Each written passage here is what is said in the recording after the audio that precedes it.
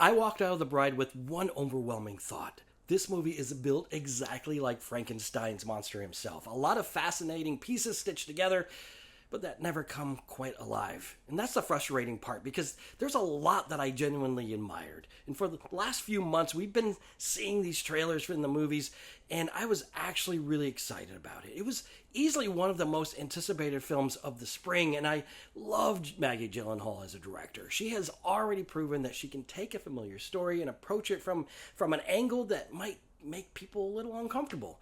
She's not afraid to push into complicated territory.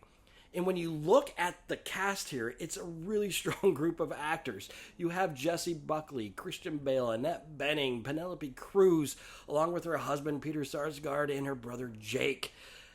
On paper, this looked like a kind of project where a filmmaker takes a classic idea and builds an entirely new world around it. And visually, that world is absolutely there. This is a gorgeous film. The production design, the costumes, the lighting, and overall the Gothic atmosphere. I loved looking at this film.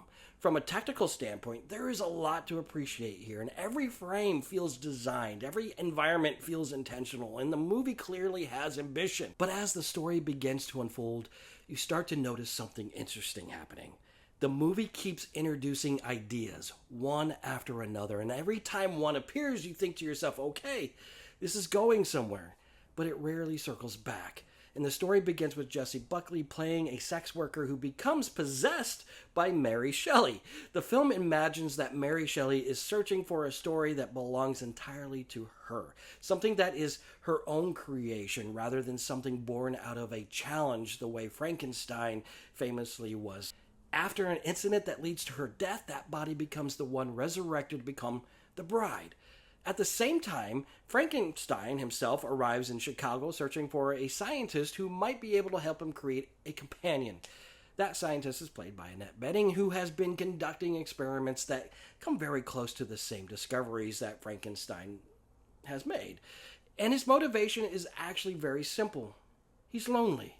So the experiment begins and the bride is created. And from there, Jessie Buckley's performance really becomes the energy of the movie. She plays the bride as someone experiencing life for the first time. Everything feels new to her. Everything feels exciting and confusing and unpredictable all at once. And honestly, she might be the price of admission for this movie. She brings so much life and curiosity to the character that you almost wish the film would just stay with her perspective the entire time.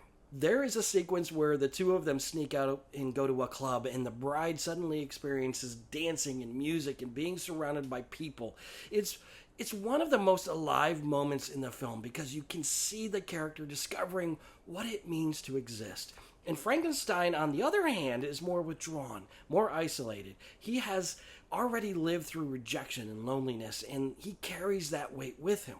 That contrast between the two characters is really interesting, but then the story starts expanding. Violence breaks out, and two men attempt to attack the bride, and Frankenstein intervenes. A photograph captures the incident, and suddenly the two of them are on the run. And at that moment, the movie begins shifting into something else entirely.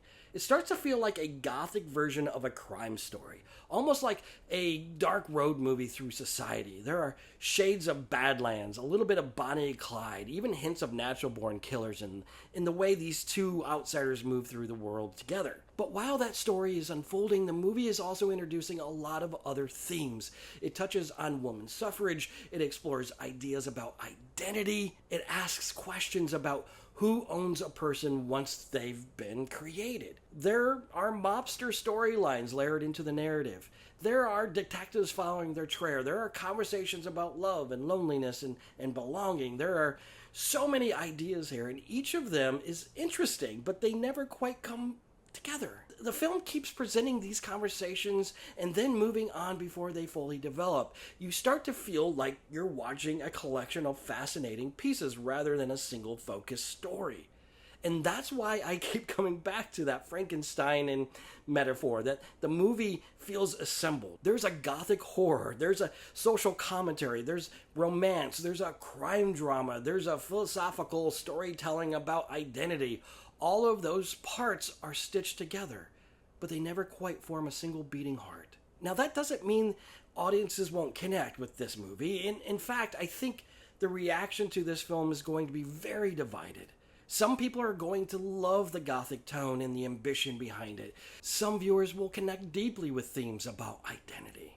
And others might feel like the movie is trying to say too many things at once, like I did. For me, I land somewhere right there in the middle. I admire a lot about what Maggie Gyllenhaal is attempting to do here. I respect the ambition of this film. I really appreciate the performances, especially Jessie Buckley, who basically carries an enormous amount of the film's energy. And Christian Bale also brings a sadness to Frankenstein in that makes the character feel grounded in a very strange world. But the storytelling never quite finds its center. And I love being inside the world this movie created. I just didn't always love experiencing the story that was unfolding inside it. And that's why I think The Bride is going to be one of those movies where audiences fall on completely different sides. Some people are going to connect with it, and others are going to feel like all of those fascinating pieces never quite came together. For me, it feels like a movie built around a beautiful parts, but never fully become a living story. And when you're telling a story in a world of Frankenstein, you really want the creation to finally stand up and live. There's a lot here to talk about, and the question is whether all those pieces actually come together for you, or if it feels like a film made of fascinating parts that never quite come together. Appreciate you going on this film journey with me, and as always, be real. The dead have got something to say, and I'm saying it.